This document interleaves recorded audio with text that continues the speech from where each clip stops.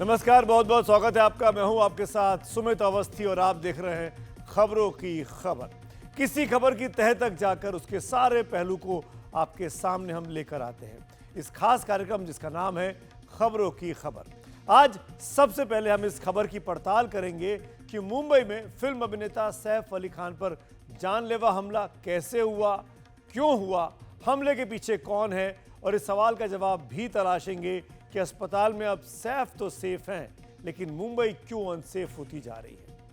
आज जिस अब दूसरी बड़ी खबर की बात करने वाले हैं वो भी बहुत ही महत्वपूर्ण है।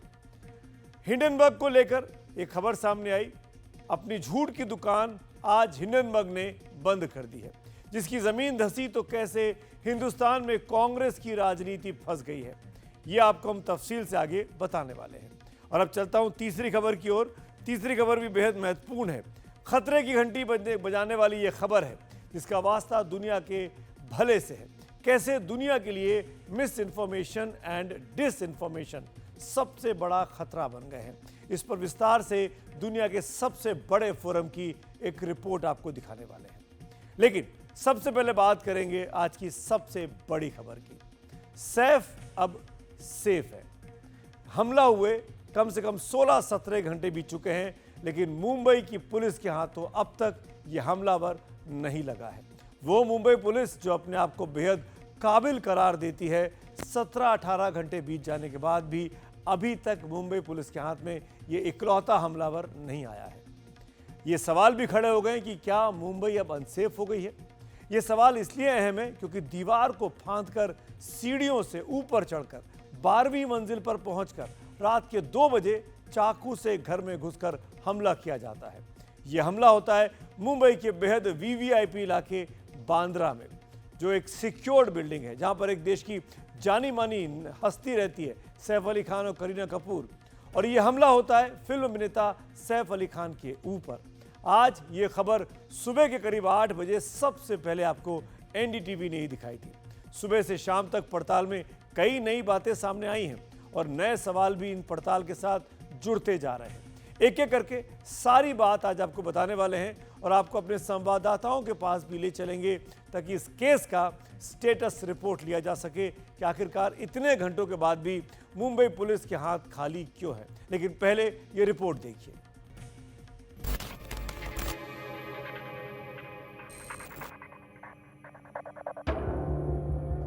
सैफ अली खान पर चाकू से हमला, और वो भी उनके घर के अंदर।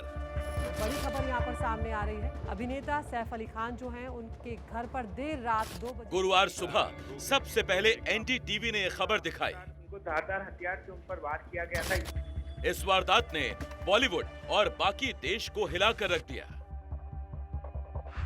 सैफ अली खान पर चाकू से एक नहीं बल्कि 4 बार वार किया गया।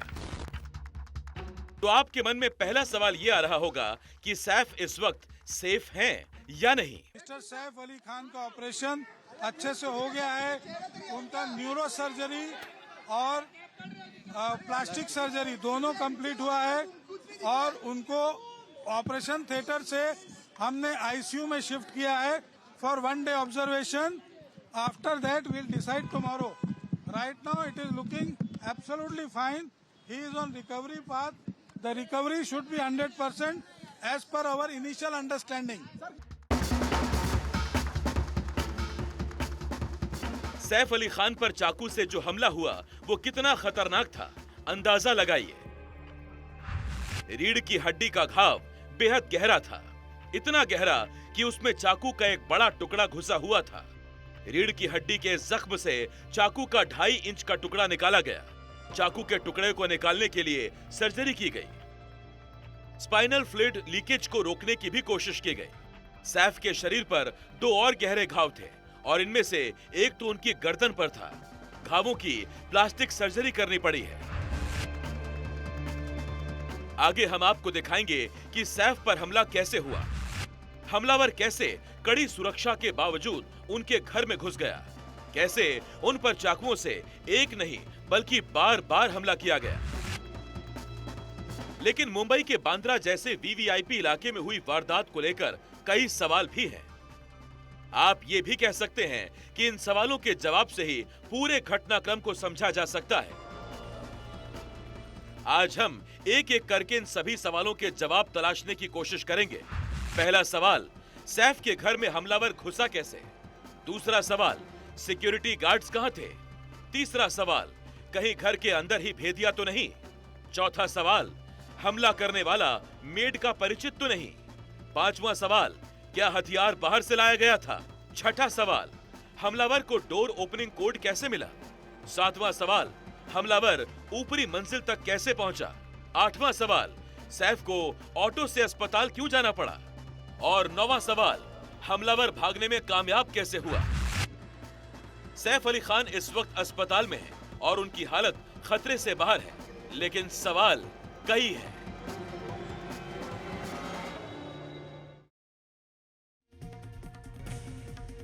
तो सैफ अली खान तो बिल्कुल सेफ हैं। जो जानलेवा हमला उन पे हुआ, उस हमलावर का अब तक पता नहीं चल पाया है। मेरे साथ कुछ मेहमान जुड़ रहे हैं इस पर मुद्दे पर बातचीत करने के लिए। सबसे पहले तो हमारे सहयोगी प्रशांत सिसोदिया हमारे साथ जुड़ रहे हैं और जानी मानी फिल्म एक्ट्रेस ममता कुलकर्णी भी इस वक्त मेरे साथ जुड़ गई हैं। और ममता कुलकर्णी उन एक्ट्रेसेस में से हैं जिन्होंने सैफ के साथ उनकी पहली फिल्म की थी, अगर मैं इस रिकॉर्ड को ठीक से जानता हूँ। ममता जी, मैं आपके पास आता हूँ, लेटेस्ट अपडेट अपने सहयोगी प्रशांत से ले लूँ। प्रशांत हमारे साथ जुड़े हुए हैं मुंबई से। प्रशांत, सैफ तो सेफ हैं, लेकिन कुछ और आगे तफ्तीश में पता चला ये लड़का कौन था, क्यों घर तक पहुंचा? उस इलाके में तो इतने घर थे, इतने बड़े रईस रहते हैं, सिर्फ सैफ के घर को ही क्यों चुना? Any details? अभी तक इस पे जो आधिकारिक तौर पर पुलिस ने तो कोई बयान नहीं दिया है, लेकिन बहुत सिंपल सी बात है कि सैफ अली खान बहुत बड़े स्टार हैं और उस शख्स को ये बात मालूम होगा, इसीलिए वो इस घर में घुसा भी। और जो खबरों के मुताबिक जो 1 करोड़ रुपए की उसने मांग की, जो पुलिस ने भी बताया, वो इसी वजह से उस घर में घुसा होगा। उसको लगा होगा कि शायद आसानी से उसको ये पैसा मिल जाएगा। और ये जो जगह है, ये आप देख रहे हैं मेरे पीछे, सतगुरु शरण करके जो अपार्टमेंट है, इसी अपार्टमेंट में ऊपर 12वीं मंजिल पे सैफ अली खान रहते हैं। ऊपर के 3 फ्लोर उनके पास हैं। साथ में 7 जो कर्मचारी हैं घर में काम करने वाले, वो भी साथ में थे। तो ऐसे में बहुत सारे सवाल अभी थोड़ी देर पहले चल रहे थे। ये सवाल भी है कि इतने सारे लोगों के होते हुए वो इंसान एक घर के अंदर कैसे घुस जाता है और कैसे इतनी बड़ी जो वारदात है उसको अंजाम दे देता है। फोटोज आप सबके सामने आ चुके हैं, हम सब देख चुके हैं वो शख्स कैसे सीढ़ियों से उतर रहा है और भाग रहा है। पुलिस अभी जो है कार्रवाई उसने और तेज कर दी है और लगता है कि जल्दी ही, सुबह से पुलिस ये बोल रही थी कि 3-4 घंटे में केस सॉल्व कर लेंगे, लेकिन मुझे लगता है कि अभी थोड़ा सा और समय इसमें जाएगा। सुमित जी, मेरे साथ जितेंद्र दीक्षित भी जुड़ गए, हमारे एक और वरिष्ठ सहयोगी। जितेंद्र, मेरा सवाल आपसे है, जो काम मुंबई पुलिस कह रही थी कि 3-4 घंटे में कर लेंगे, उस 3-4 घंटे को ये 15, 16, 17 घंटे हो गए। कल रात 3 बजे की घटना है, आज रात के 9:30 बजने वाला है। अब तक मुंबई पुलिस के हाथ में क्या लगा है? देखिए सुमित जी, मुझे ऐसा लगता है कि जो कुछ भी अब तक सामने आया है, जो कुछ भी दिख रहा है, कहानी उससे अलग भी हो सकती है। अब तक जो सबसे प्रमुख बयान है वो है उस मेड का, उस नैनी का, जो कि सैफ अली खान के बच्चे की देखभाल के लिए घर में रखी गई थी। उसके बयान के आधार पर पुलिस ने अपनी जांच आगे बढ़ाई है। अब उसने जिस तरह से अपना बयान दिया है उसमें से बहुत सारी बातें ऐसे कही हैं उसने जो कि आमतौर पर हजम होने नहीं आ रही। जैसे कि उसने सबसे पहले गौर किया कि बाथरूम में ये आदमी छिपा हुआ है, और अगर छिपा है तो उसने बाथरूम की लाइट क्यों ऑन करके रखी थी, क्योंकि ये बता रही कि उसने बाथरूम की लाइट ऑन की थी। फिर उसके बाद में उससे बात करती है तो कहता है कि मुझे 1 करोड़ रुपए चाहिए। अगर किसी को 1 करोड़ रुपए की फिरौती चाहिए, 1 करोड़ रुपए की उगाही करनी है, तो कोई ऐसे घर में घुसकर और इस तरह से बातचीत करके तो नहीं करेगा। तो ये बात भी जो है पुलिस को बड़ी ही संदेहजनक लग रही है। फिर सबसे अहम बात कि ऐसा घर जिसके अंदर घुसने के लिए बायोमेट्रिक्स की जरूरत होती है। ठीक है, इमारत में तो बगल की इमारत से फांद कर वो घुस गया, लेकिन उसके बाद में उस घर में कैसे घुसा जिसके अंदर एक्सेस जो है सिर्फ बायोमेट्रिक्स लॉक्स को क्लियर करने के बाद में ही मिल सकता है, तो वहां तक वो कैसे पहुंचा? तो यहां पर यह सवाल भी खड़ा होता है कि क्या घर के किसी अंदरूनी सदस्य की मिली भगत थी, कोई घर में काम करने वाला कोई ऐसा शख्स था जिसने कि इसको जानकारी दी थी या जिसने कि फैसिलिटेट किया था इसके घर में एंट्री को। तो ये तमाम बातें हैं। पुलिस के पास में अब उसका चेहरा आ गया है, उसकी तस्वीर आ गई है और उसको खोजने के लिए पुलिस ने 60 टीमें बनाई हैं। ये 60 टीमें ना केवल मुंबई में उसको ढूंढ रही हैं बल्कि मुंबई के आसपास के शहरों में ठाणे, नवी मुंबई और दूसरी जगहों पर भी जाकर जो है पुलिस इसकी तलाश कर रही है। पुलिस के हाथ में कुछ सुराग जरूर लगे हैं, लेकिन पुलिस इस बारे में अभी तक आधिकारिक तौर पर कोई जानकारी साझा नहीं कर रही है। चलिए जितेंद्र, शुक्रिया इस अपडेट के लिए। प्रशांत, आपका भी शुक्रिया। मेरे साथ अब ममता कुलकर्णी जी जुड़ी हुई हैं, जानी मानी एक्ट्रेस रह चुकी हैं, सैफ के साथ कई फिल्में की हैं। एक ज़माने में सैफ की और ममता की केमिस्ट्री के चर्चे हुए करते थे। ममता जी, आपका बयान सबसे पहले आज सुबह आया जब सैफ पर यह अटैक हुआ, आपने अफसोस जताया। बांद्रा जैसा इलाका, सैफ का सिक्योर घर, आपको क्या लगता है क्यों हुआ यह हमला, क्या कहना चाहेंगे आप? एक्चुअली क्या है कि ये कोई डाउट ही नहीं इसके अंदर कि ये घर के अंदर के ही जो लोग हैं, वरना ऐसे 6 लोग अंदर आएंगे।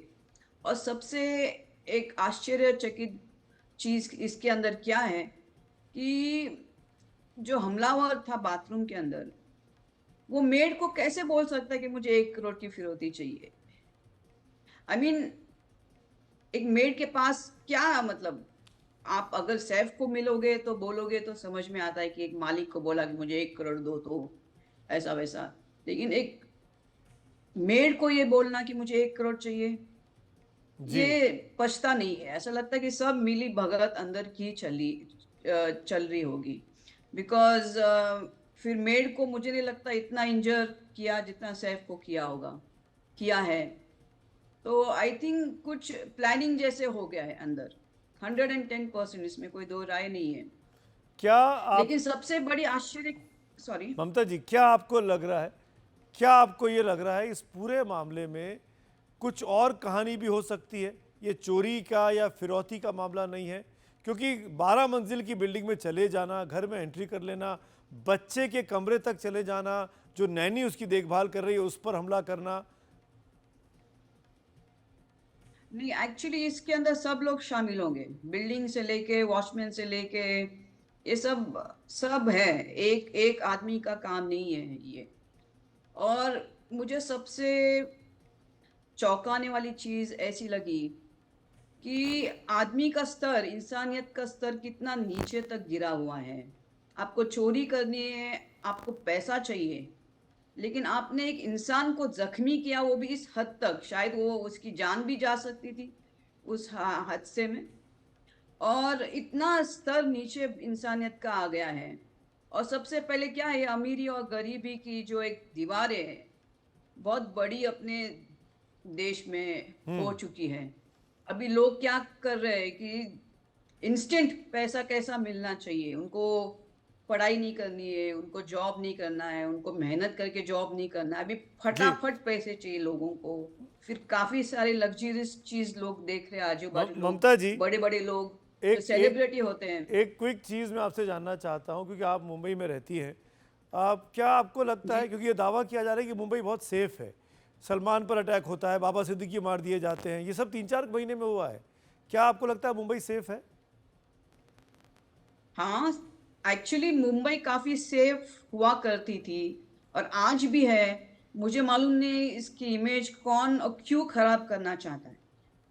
मैं आश्चर्य में हूँ कि अब अगर ऐसा सब हो रहा है तो फिर कैसे लोग रहेंगे मुंबई में। मैंने तो ये भी सुना कि काफी लोग छोड़ के भी जा रहे हैं बिकॉज ऑफ दिस। ये सिक्योरिटी नाम की कोई चीज ही नहीं रही है। तो मुझे ऐसा लगता है कि कुछ करना चाहिए अभी, जी, सख्त करनी चाहिए सिक्योरिटी, इंसानियत। जी ममता जी, शुक्रिया, पर थैंक यू वक्त निकालने के लिए, एनडीटीवी इंडिया से बात करने के लिए, thank you so much. Okay, thank you. आगे बढ़ते हैं। सैफ अली खान जिस जगह पर रहते हैं वो आसपास काफ़ी चहल पहल वहाँ पर रहती है। देर रात तक रेस्टोरेंट खुले होते हैं, बावजूद इसके एक आदमी उनके घर में घुस गया। पुलिस ने शुरुआत में कहा कि हो सकता है कि हमलावर चोरी की नीयत से आया हो, लेकिन बाद में ये जानकारी भी सामने आ गई कि आरोपी ने घर के अंदर हमले के दौरान 1 करोड़ रुपए की मांग की थी।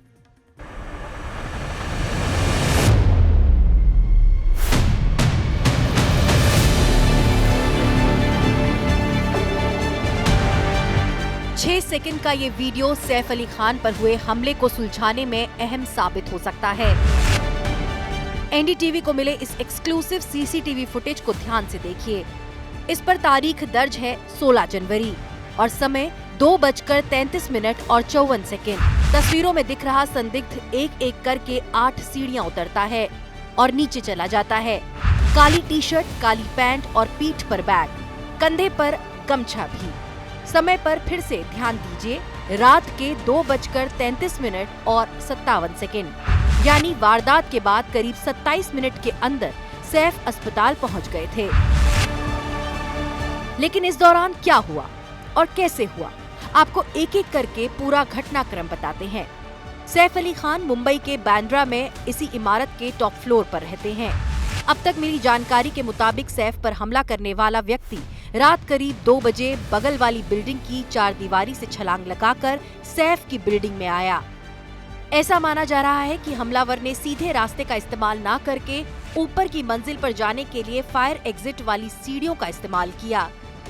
आरोपी जैसे ही सैफ के घर में पहुंचा, उसे सैफ की मेड लीना ने देख लिया। लीना सैफ और करीना के सबसे छोटे बेटे जहांगीर के साथ उसके कमरे में ही सोती है। माना जा रहा है कि लीना ड्राइंग रूम में किसी काम से आई थी, वहीं उसने हमलावर को देख लिया। इसके साथ हाथापाई होने लगी और शोर भी होने लगा। कहा जा रहा है कि इसी झगड़े की आवाज सुनकर वहां सैफ अली खान आए। इसके बाद सैफ अली खान और हमलावर के बीच हाथापाई होने लगी। इसी दौरान हमलावर ने सैफ के ऊपर चाकुओं से हमला किया और सैफ अली खान गंभीर रूप से जख्मी हो गए। यहाँ ये नहीं पता चल पाया है कि सैफ की मेड लीना ड्राइंग रूम में क्यों गई थी, लेकिन बताया जा रहा है कि सैफ अली खान पर अटैक करने वाले ने 1 करोड़ रुपए की मांग की। सैफ अली खान के घर पर जब आरोपी से पूछा गया कि उसे क्या चाहिए, तब उसने कहा पैसा चाहिए। जब पूछा गया कितना पैसा चाहिए, तो उसने जवाब दिया 1 करोड़। सैफ अली खान की जो मेड हैं, जो कि उनके छोटे बेटे का ख्याल रखती हैं और उनके साथ रहती हैं, उन्होंने भी अपने बयान में कई खुलासे किए हैं। तकरीबन रात को 2 बजे उनको, जो सैफ अली खान का छोटा बेटा है, उनके बाथरूम से एक आवाज़ आई। तब मेड वहां बाथरूम के पास पहुंचती है और वहां पर एक अज्ञात शख्स होता है जो कि सबसे पहले उनको चुप रहने के लिए कहता है।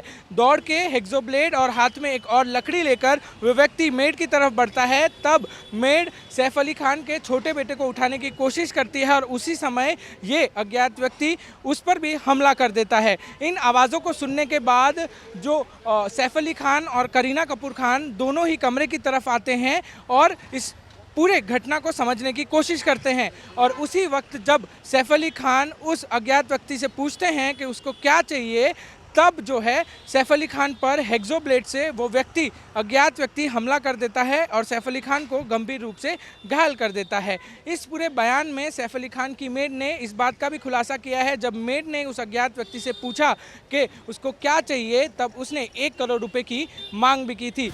लोगों ने बताया कि वारदात हुई तो लहूलुहान सैफ और करीना बाहर निकले। हाउस हेल्प भी थी, वो कार ढूंढ रहे थे। आसपास के लोगों से पूछा कि कोई गाड़ी है क्या, शायद इसलिए कार नहीं ली कि उन्हें चोट भी संभालनी थी। फिर वो बेटे इब्राहिम के साथ निकले। बताया जा रहा है कि सैफ के घर में उस वक्त गाड़ी चलाने के लिए कोई ड्राइवर नहीं था। सैफ घायल थे, इसलिए गाड़ी नहीं चला सकते थे। यही वजह है कि उन्हें ऑटो से अस्पताल जाना पड़ा। वारदात हुई तो लहूलुहान सैफ अली खान करीना के साथ घर से बाहर निकले। साथ में हाउस हेल्प भी थी।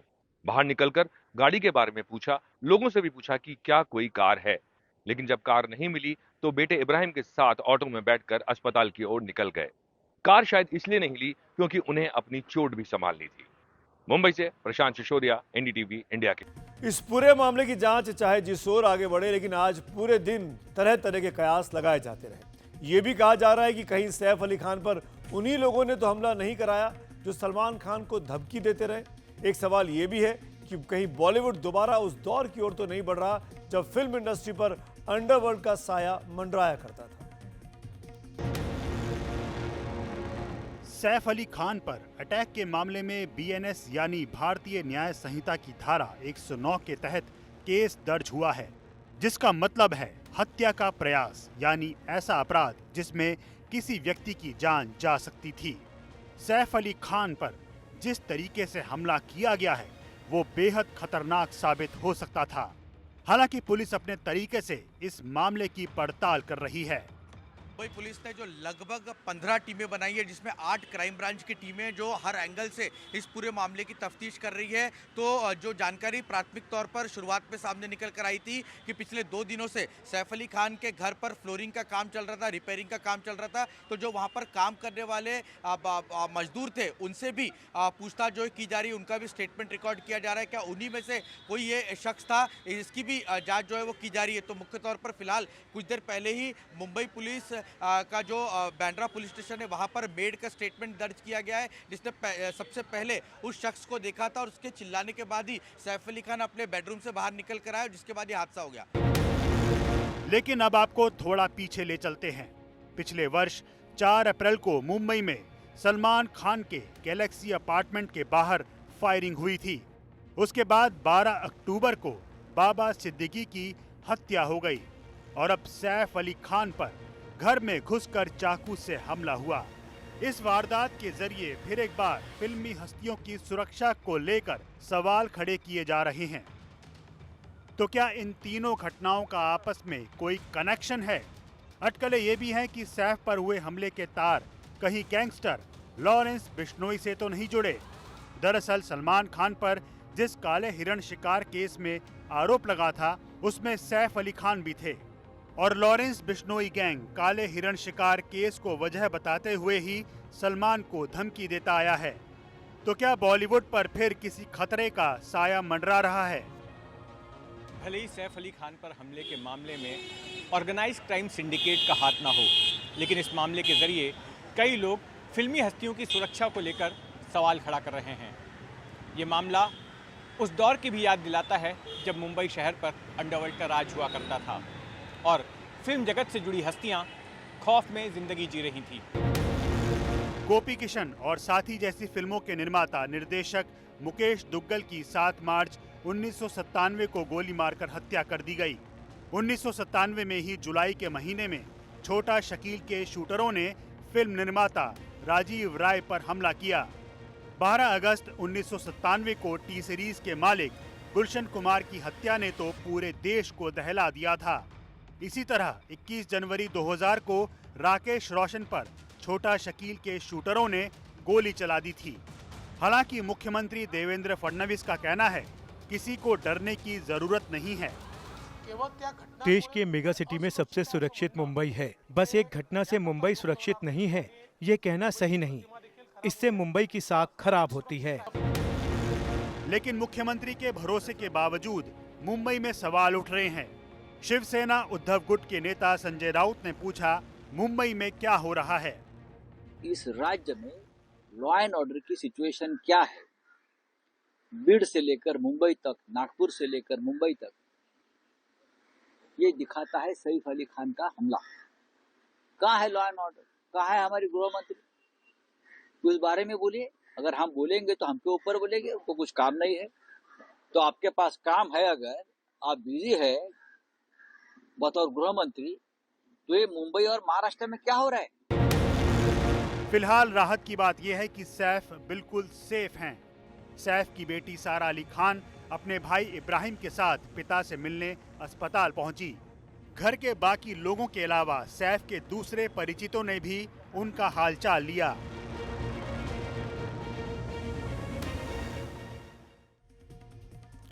सैफ ठीक है, सुरक्षित है, लेकिन हमलावर अभी भी पुलिस के हाथों से दूर है।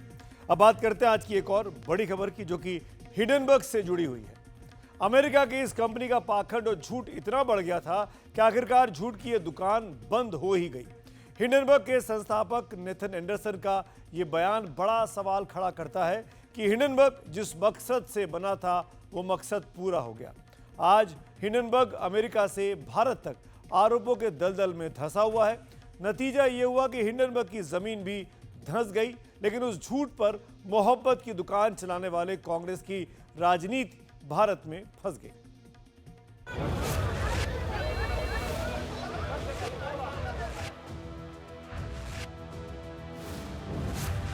जिस कंपनी को राहुल गांधी मोहब्बत की दुकान समझते थे, वो झूठ की दुकान थी। और झूठ की दुकान कितनी भी बड़ी हो, उस पर ताला लगना ही होता है। तो हिंडनबर्ग की उस झूठ की दुकान पर ताला लग गया। झूठ परोसने वाली हिंडनबर्ग की दुकान पर ताला लगा तो इसके 4 पहलू खुलकर सामने आ गए। आखिर हिंडनबर्ग का कानूनी भविष्य क्या होगा, इसका मार्केट पर क्या असर होगा और कैसे इसने मार्केट को धोखा दिया। डिप्लोमेसी की दुनिया में यह सवाल है कि जैसे ही ट्रंप आए, हिंडनबर्ग डंप हो गया। और बड़ा सवाल कि इस पर भारत में राजनीति चमकाने वाली कांग्रेस और राहुल गांधी का क्या होगा।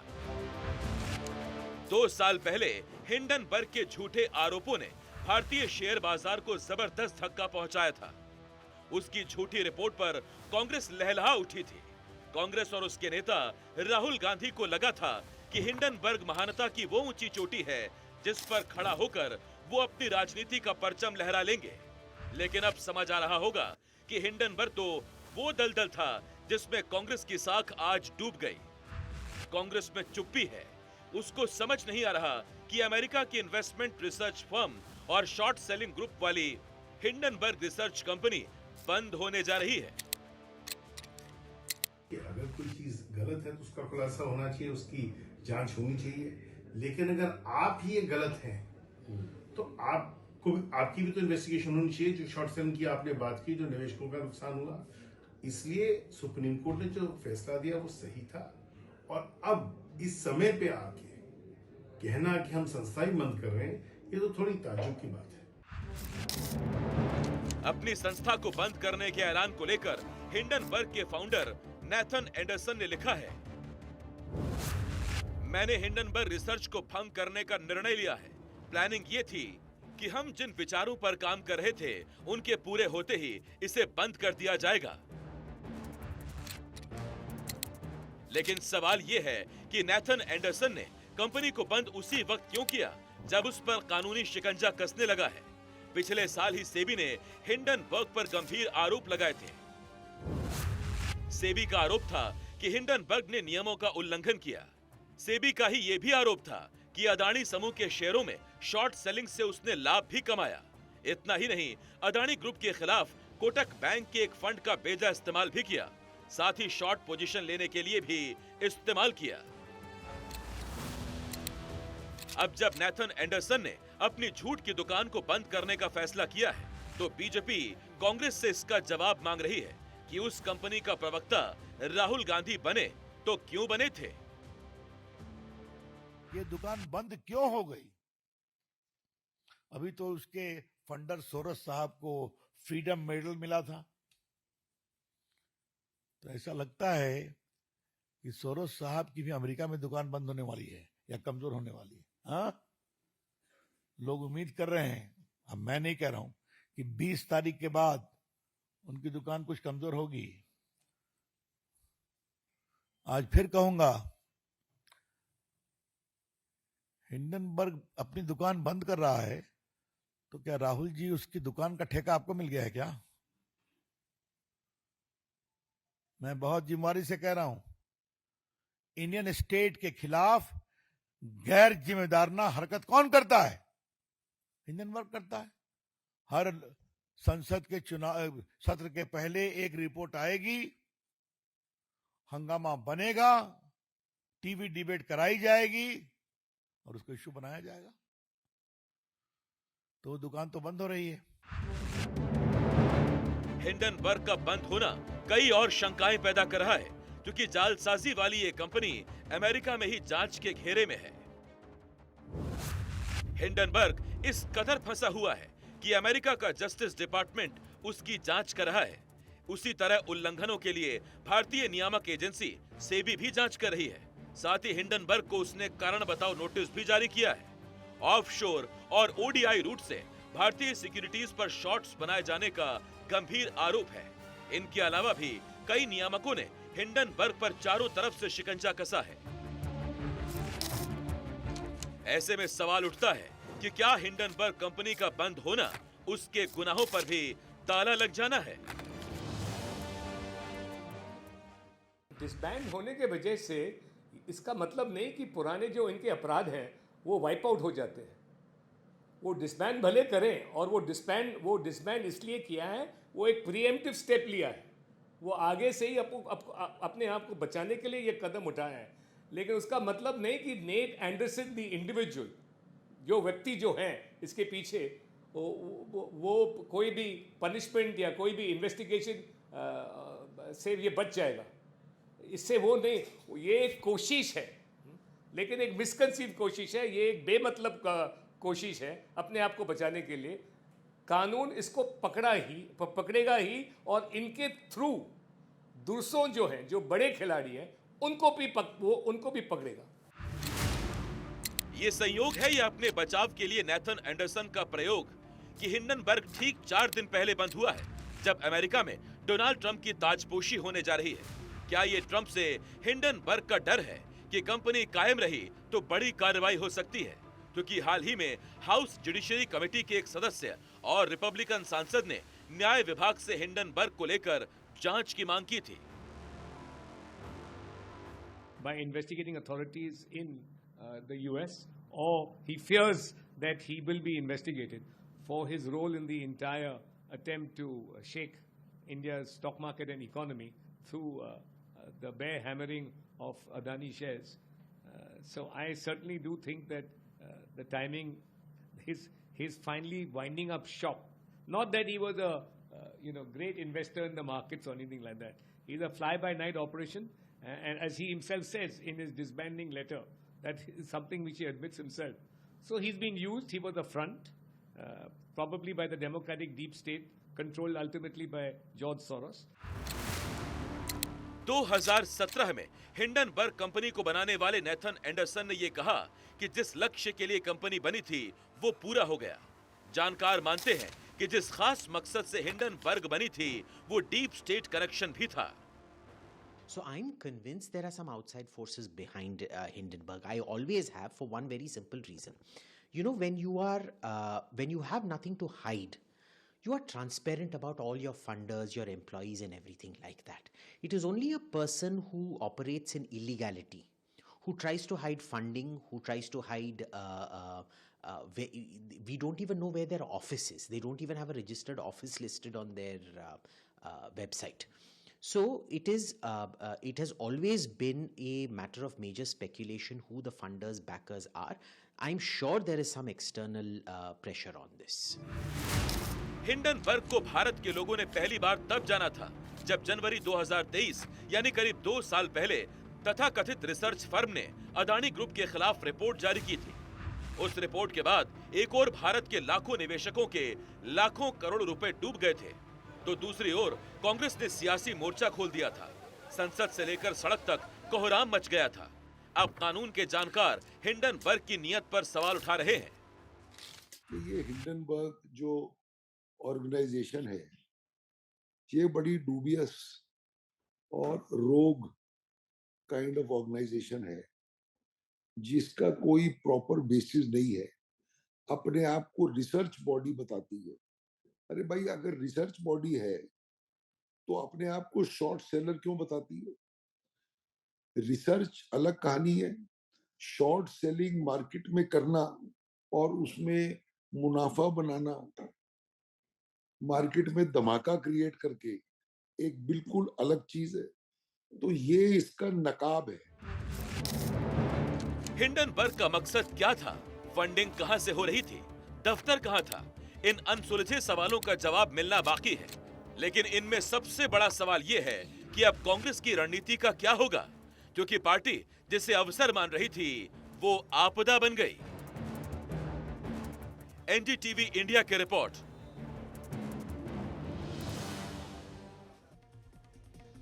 हिंडनबर्ग की जालसाजी और झूठ इतना बड़ा था कि उसके खिलाफ भारत ही नहीं दुनिया भर में आरोपों का जाल बिछा हुआ था। भारत में हिंडनबर्ग पर क्या गंभीर आरोप है, पहले आप उनको समझ लीजिए। एक एक करके आपको दिखाता हूं क्या क्या आरोप चल रहे हैं। पहला आरोप है इसने नियमों का उल्लंघन किया। दूसरा आरोप है अडानी समूह के शेयरों में शॉर्ट सेलिंग से लाभ कमाया। तीसरा आरोप है शेयरों में सेंध लगाकर 25% मुनाफा कमाया। चौथा आरोप है अडानी ग्रुप के खिलाफ कोटक बैंक के एक फंड का दुरुपयोग किया। पांचवा आरोप है शॉर्ट पोजीशन से मुनाफा कमाया। छठा आरोप है उसने सुप्रीम कोर्ट के फैसले को गलत तरीके से पेश किया। और सातवां आरोप है कि बिना सबूत के सरकारी भ्रष्टाचार और रिश्वतखोरी की बात की। अब दुनिया भर में हिंडनबर्ग के खिलाफ क्या क्या बड़े आरोप लगे हैं उसको भी आप एक एक करके ध्यान से यहां पर देख लीजिए। हिंडनबर्ग पर दुनिया की कई बड़ी कंपनियों को झटका देने का आरोप लगा है। दूसरा आरोप है इसकी सारी रिपोर्ट अनुमानों, झूठ और गलत बयानी से भरी होती थी, यानी तथ्य नहीं होते थे। तीसरा आरोप है इसने गलत रिपोर्ट से बाजार को अस्थिर किया। चौथा आरोप है इसने शॉर्ट पोजीशन से मुनाफा कमाया। पांचवा आरोप है कि यह कंपनी अमेरिका में डीप स्टेट की एक कड़ी साबित हुई। छठा आरोप यह भी लगा ये किसी स्कैंडल का पर्दाफाश नहीं किया बल्कि एक नए स्कैंडल खुद खड़े किए। छठा आरोप है कि इसकी फंडिंग सोर्स का कोई अता पता नहीं रहता। हिंडनबर्ग का सबसे बड़ा एजेंडा भारत की इकोनॉमी को अस्थिर करने का रहा और इस चक्कर में वो चीन से जुड़ा रहा। अब उसके चीनी कनेक्शन को भी जरा ध्यान से देखिए और समझ लीजिए। किंगडन कैपिटल मैनेजमेंट LLC और हिंडनबर्ग पार्टनर हैं। अडानी पर रिपोर्ट को हिंडनबर्ग ने किंगडन से शेयर किया था। यह शेयर तब किया था जब रिपोर्ट अभी छपी भी नहीं थी। इतना ही नहीं, रिपोर्ट छपने से पहले किंगडन ने अडानी ग्रुप के शेयर खरीदे, यहां शॉर्ट पोजीशन लेकर $40 मिलियन कमाए। किंगडन कैपिटल के पीछे मार्क किंगडन का हाथ था। जाने माने वकील महेश जेठमलानी का दावा है कि मार्क ने ही हिंडनबर्ग रिपोर्ट को कमीशन किया। मार्क किंगडन की पत्नी का नाम एनेला चेंग है। एनेला चेंग की पहचान चीन के हितों के लिए काम करने वाली महिला के तौर पे है। चेंग पर आरोप है कि उसके संबंध चीन की कम्युनिस्ट पार्टी से हैं। इसीलिए सवाल उठता है कि क्या हिंडनबर्ग रिपोर्ट के पीछे चीन का हाथ है। और अब बात हम करेंगे ग्लोबल रिस्क की, यानी बड़े वैश्विक खतरों की जो पूरी दुनिया के आगे मुंह बाए खड़े हुए हैं। वर्ल्ड इकोनॉमिक फोरम दुनिया का सबसे बड़ा मंच है। उस इकोनॉमिक फोरम की एक रिपोर्ट सामने आई है जिसमें अगले 2 साल में दुनिया के सामने सबसे बड़े 10 जोखिम कौन कौन से होने वाले हैं उसकी सूची बनाई गई है। इस सूची में जो सबसे पहला नाम सबसे ऊपर आता है वो है झूठी खबरों का और दुष्प्रचार का, यानी फेक न्यूज़ का। ये दुनिया के लिए सबसे बड़ा खतरा है इस WEF की रिपोर्ट के मुताबिक। दूसरे नंबर पर जो सबसे बड़ा खतरा बताया इस रिपोर्ट में वो है खराब मौसम और जलवायु परिवर्तन का। अब देख रहे हैं किस तरीके से जलवायु परिवर्तन होता है, भीषण बाढ़, भीषण गर्मी, और उससे कितना नुकसान हो रहा है। तीसरे नंबर पर जो खतरा बताया है वो दुनिया में तेजी से बढ़ता सामाजिक ध्रुवीकरण है। जो सोसाइटी में पोलराइजेशन हो रहा है वो एक तीसरा बड़ा कारण है इस दुनिया में बढ़ते खतरे का। चौथे नंबर पर जो खतरा आंका गया है वो है साइबर असुरक्षा का, यानी जिस तरीके से साइबर दुनिया में अब हैकिंग होने लगी है, साइबर अरेस्ट के मामले सामने आ रहे हैं, साइबर के जरिए आपको बुद्धू बनाकर आपका पैसा हड़प लिया जा रहा है, वो एक बहुत बड़ी वजह है। पांचवें नंबर पर अंतर्राज्यीय सशस्त्र संघर्ष, यानी जब देश खुद लड़ाई में कूद जा रहे हैं, सीधे तौर पर युद्ध और महायुद्ध तो नहीं कर रहे हैं पर खुद लड़ाई में कूद जा रहे हैं, जैसे कि हमने देखा रूस और यूक्रेन के मामले में, हमने देखा इजराइल और हमास के मामले में।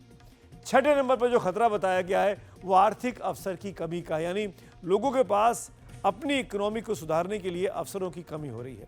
सातवें नंबर पर महंगाई को रखा गया है, ये बहुत इंपॉर्टेंट है। दुनिया भर में अगले 2 सालों के लिए जो सबसे बड़ा खतरा है उसमें महंगाई का नाम भी है। आठवें नंबर पर जो आंकड़ा दिया गया है जोखिम के लिए वो है जबरन लोगों का एक देश से दूसरे देश में विस्थापन है, यानी जो माइग्रेशन हो रहा है उससे भी अनरेस्ट पैदा हो रहा है, उससे भी रिस्क पैदा हो रही है। 9वें नंबर पर आर्थिक मंदी है, यानी ग्लोबली जो अर्थव्यवस्था है वैश्विक वो जिस तरीके से मंदी के दौर में जा रही है वो एक बड़ा कारण हो सकता है अनरेस्ट होने का या रिस्क के लिए। और 10वें नंबर पर बात आती है प्रदूषण की। यहाँ पॉल्यूशन वो और हर तरह का पॉल्यूशन इसमें शामिल है, वायु पॉल्यूशन हो, चाहे सांस लेने की दिक्कतें हो रही हो, चाहे पानी खराब आ रहा हो, हर तरह के प्रदूषण को रखकर दुनिया के खतरों में 10वें नंबर पर WEF ने अपनी रिपोर्ट में रखा हुआ है। ये सभी खतरे मानवता के सर पर नाच रहे हैं, लेकिन पहला खतरा सूचनाओं की बाढ़ से जुड़ी है, जिसमें गलत खबरों का प्रवाह इंसानी जिंदगी को सबसे ज्यादा बर्बाद कर रहा है।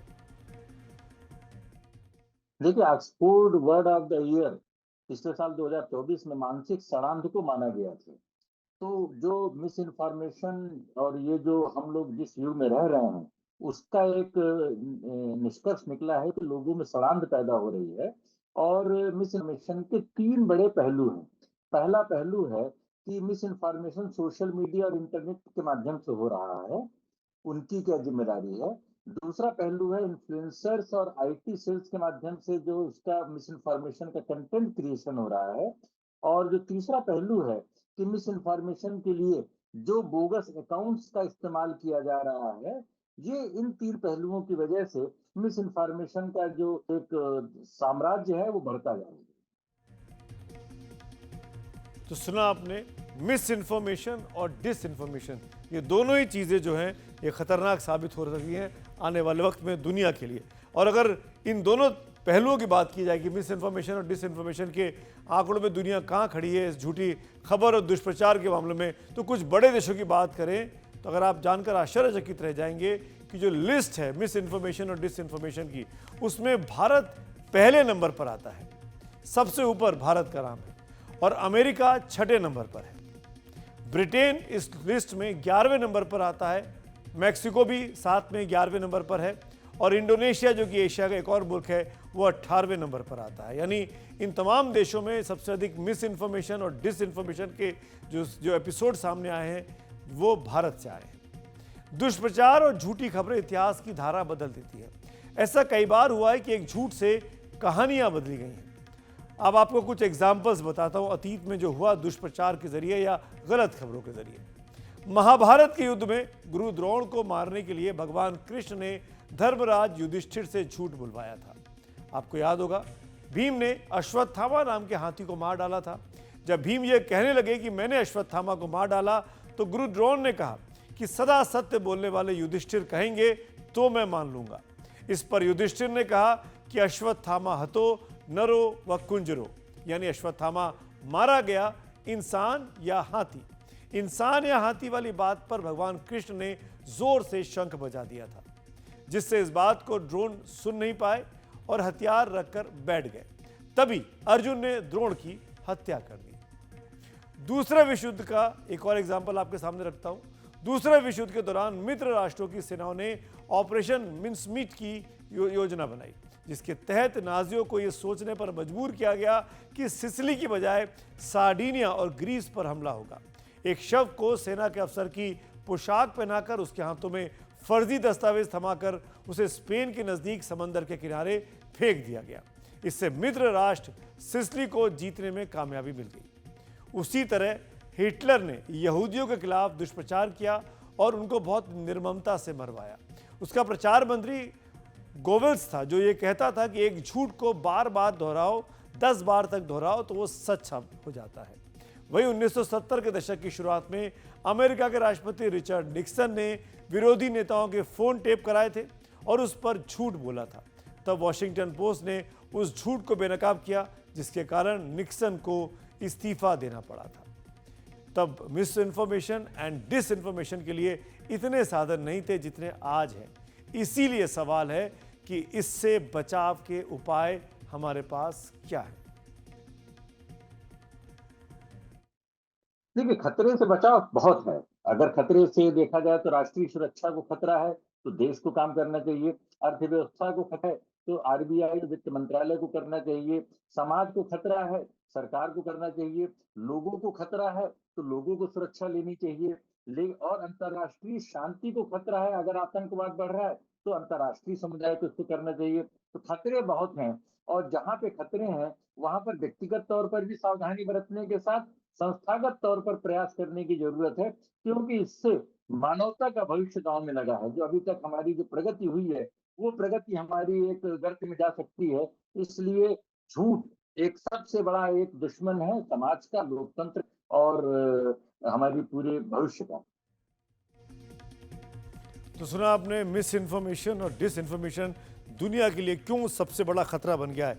इस रिपोर्ट के मुताबिक तो ये भी है कि 2 साल पहले जब ये रिपोर्ट आई थी इस साल के लिए, तब इस सूची में कहीं कोई नाम नहीं था फेक न्यूज़ का, और 2 साल के अंदर AI की वजह से अब फेक न्यूज़ टॉप पर आ गया है। अगले 2 साल के लिए सबसे बड़ा खतरा तो हो ही गया। दूसरी तरफ जलवायु संकट और अतिशय खराब मौसम दूसरे नंबर का खतरा है। 2024 में जलवायु संकट से जुड़ी खास बातें ये रही, वैश्विक ग्रीन हाउस गैस उत्सर्जन में 2.5% की वृद्धि हुई है। 2024 में कार्बन डाइऑक्साइड का स्तर बहुत तेजी से बढ़ा, वहीं पृथ्वी के तापमान में बढ़ोतरी की भी आशंका जताई गई। 2024 में वायु प्रदूषण का स्तर भी चिंताजनक रूप से बहुत ज्यादा रहा है। उसी तरह बाढ़ की घटनाएं भी खूब ज्यादा हुई हैं। तूफान की घटनाएं भी 2024 में बीते सालों के मुकाबले बढ़ी हैं। हीट वेव यानी लू से भी लोगों की जानें इस साल में गई हैं और दुनिया के कई हिस्सों में सूखे की स्थिति बनी हुई है। सवाल है कि इसके लिए जिम्मेदार कौन है। जहाँ तक जिम्मेदारी की बात है, जो ज़्यादातर जो जैसे हमारे इंडस्ट्रियलाइज नेशंस हैं और जो ऐतिहासिक रूप से ग्रीन हाउस गैस एमिशंस के निकलने से सबसे बड़े जिम्मेदार रहे हैं, जो क्लाइमेट चेंज का सबसे मुख्य कारण है, ये सारे इसके ज़्यादा जिम्मेदार हैं। जैसे यूनाइटेड स्टेट्स है, चाइना है, यूरोपियन यूनियन के देशों पर इसकी जो जितना भी ये संकट नज़र आ रहा है, इसकी जिम्मेदारी काफ़ी ज़्यादा है। हालांकि इन देशों के जो रिसेंट साल हैं उनमें एमिशंस का पे भी काम करा है इन्होंने और कर रहे हैं, और लेकिन जो अतीत का योगदान है वो तो वही रहेगा, और उसका खासकर जो फॉसिल फ्यूल से सारा कनेक्शन है वो काफ़ी हद तक जिम्मेदार है, और उसको बदलने के लिए अब पूरा जो प्लैनेट है चाहे कुछ भी कर ले, सारी दुनिया में इसका ग्लोबल वार्मिंग वगैरह पे प्रभाव डल रहा है।